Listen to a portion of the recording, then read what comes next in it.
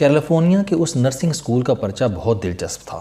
پرچے میں 10 سوال تھے، 9 سوال میڈیکل سائنس، طبی سہولتوں اور مریضوں کی نگہداشت سے تعلق رکھتے تھے، جبکہ آخری سوال نرسنگ اسکول کی سویپر کے بارے میں تھا۔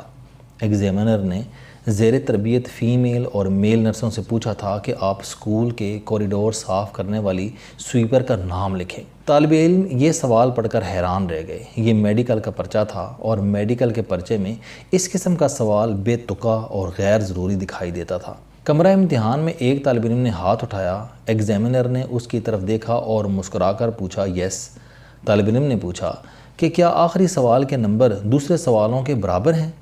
ایگزامینر نے ہاں میں سر ہلایا اور پرجوش لہجے میں جواب دیا 100%۔ طالب علم مزید حیران رہ گئے۔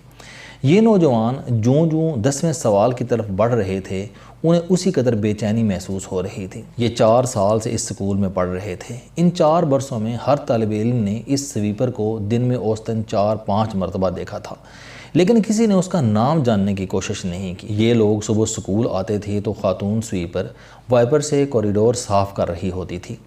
یہ لوگ کلاس روم سے لیبارٹری آتے تھے تو یہ خاتون کو اسے لیبارٹری کے شیشے صاف کرتے دیکھتے تھے۔ دوپہر کے لنچ بریک کے دوران یہ خاتون سکول کا لان صاف کرتی دکھائی دیتی تھی اور دوپہر کو جب طالب علم ہاسٹل کی طرف روانہ ہوتے تھے تو یہ ڈسٹ بن کی صفائی میں مصروف ہوتی تھی۔ آندھی ہو، طوفان ہو، بارش ہو، گرمی ہو یا پھر سردی، ان طالب علموں نے اس خاتون کو ہمیشہ کیمپس میں کام کرتے دیکھا، لیکن کوئی طالب علم کبھی اس خاتون کے پاس نہیں رکا۔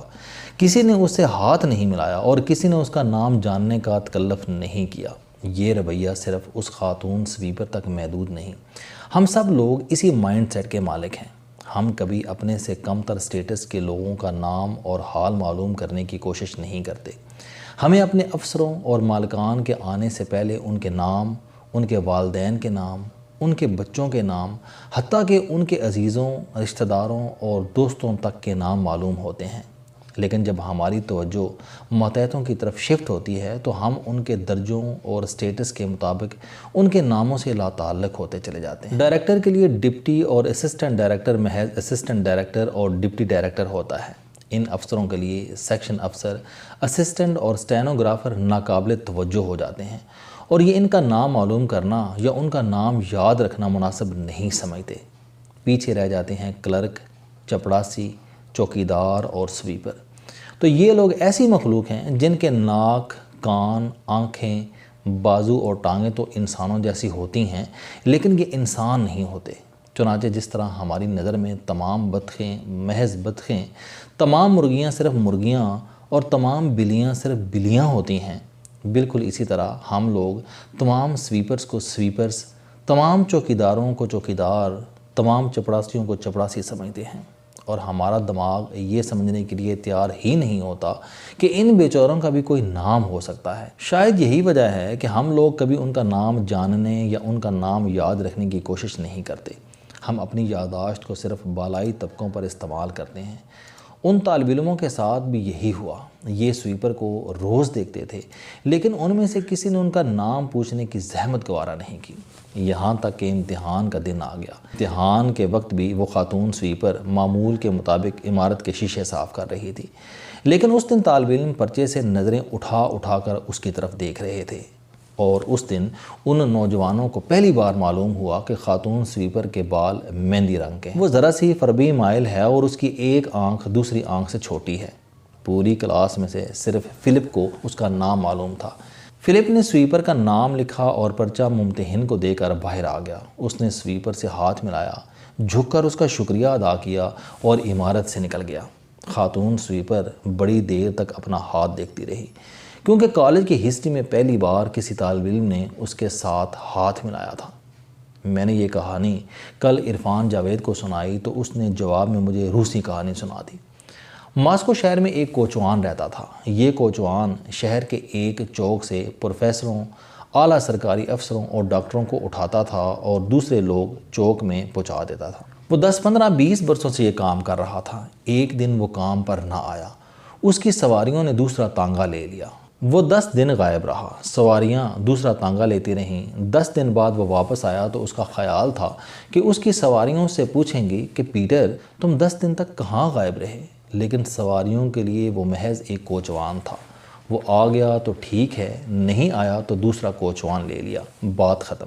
چنانچہ کسی نے اس سے نہیں پوچھا کہ پیٹر تم اتنے دن کہاں رہے؟ وہ سارا دن ہر مسافر کی طرف اس امید سے دیکھتا رہا کہ وہ اس سے 10 دنوں کی غیر حاضری کے بارے میں پوچھے گا، لیکن کسی نے نہ پوچھا۔ رات ہوئی تو اس نے تانگا کھڑا کیا، گھوڑا کھولا اور اسے استبل میں لے گیا۔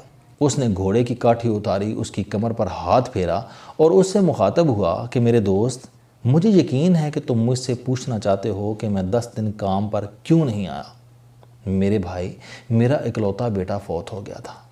میں نے اس بیٹے کو بڑی مشکل سے پالا تھا۔ یہ جوان ہوا، بیمار ہوا اور 10 دن پہلے انتقال کر گیا۔ چنانچہ میں اس کی وجہ سے کام پر نہیں آ سکا، لیکن میں آج سے ریگولر ہوں۔ آپ اگر غور کریں تو ماسکو کا وہ کوچوان، کیلیفورنیا کی وہ سویپر اور پاکستان کے تمام لوور ورکر ایک ہی المیہ کے ساتھ منسلک ہیں۔ ان لوگوں کو دنیا کے کسی کونے میں انسان کا سٹیٹس حاصل نہیں۔ یہ لوگ 30 سال تک ایک ہی دفتر، ایک ہی گھر، ایک ہی گلی اور ایک ہی فیکٹری میں کام کرتے رہتے ہیں، لیکن کوئی شخص ان کا نام تک جاننے کی زحمت نہیں کرتا۔ یہ لوگ بیمار ہو جائیں تو ان کی جگہ دوسرا سویپر، دوسرا چپڑاسی، دوسرا چوکیدار اور دوسرا گیٹ کیپر آ جاتا ہے، اور صاحب کو معلوم ہی نہیں ہوتا کہ اللہ دتا محمد جمیل یا جوزف دفتر کیوں نہیں آ رہا۔ بڑے لوگ اس کے وجود اور اس کے وجود کو درپیش مسائل تک سے ناواقف رہتے ہیں۔ محلے داروں نے گلی میں کبھی جھانک کر اسے ذمہ دار کا نام تک نہیں پوچھا، جو روزانہ منہ اندھیرے گلی میں آتا ہے اور ہمارے جاگنے سے پہلے ہماری گلی اور ہماری نالیاں صاف کر دیتا ہے، جس کی وجہ سے ہماری گلیاں، ہمارے گھر صاف ہیں۔ ہم وین، بس اور ٹیکسی کے اس ڈرائیور کا نام بھی نہیں پوچھتے جس کے ساتھ ہم روزانہ سفر کرتے ہیں، اور جس دن یہ نہیں آتا اس دن اس کا بیٹا، اس کا بھائی یا کوئی عزیز ڈیوٹی پر آ جاتا ہے، اور ہم نے کبھی اس کے واپس آنے پر اس سے اس کا دکھ شیئر نہیں کیا۔ ہم نے کبھی نہیں سوچا کہ ماں چپڑاسی کی ہو یا چیئرمین کی، وہ ماں ہی ہوتی ہے، اور اگر یہ ماں فوت ہو جائے تو اس کا دل بھی اتنا ہی دکھی ہوتا ہے جتنا ہمارا ہو سکتا ہے۔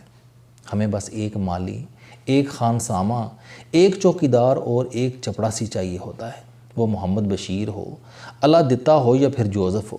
ہماری نظر میں وہ محض چپڑاسی اور مالی ہوتا ہے۔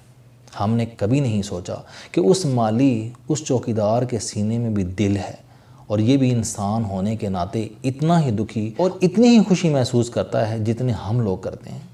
میں اکثر سوچتا ہوں کہ یہ لوگ اپنے دکھ کس کو سناتے ہوں گے، کیونکہ آج کل تو گھوڑے بھی نہیں ہوتے کہ یہ انہیں اپنا دکھ سنا کر خود کو ہلکا پھلکا کر لیں۔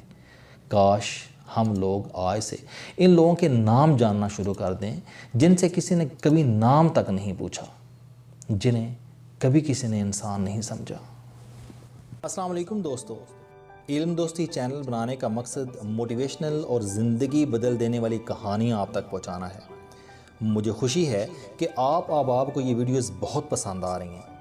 کوئی بھی شخص جو مایوسیوں میں گھرا ہو یا کوئی بھی شخص جو اپنی زندگی مثبت انداز سے گزارنا چاہتا ہے، اس کے لیے یہ چینل لائف چینجنگ ثابت ہوگا۔ میرا دعویٰ ہے کہ کوئی بھی شخص اگر اس چینل کی ویڈیوز دیکھ اور سن لے گا تو اس کی زندگی بدل جائے گی۔ اگر آپ کو یہ چینل پسند آئے تو اسے سبسکرائب کرنا نہ بھولیں تاکہ ہر نئی آنے والی ویڈیو آپ تک پہنچ سکے۔ اس ویڈیو کو دوسروں تک ضرور پہنچائیں کیونکہ یہ صدقہ جاریہ ہے۔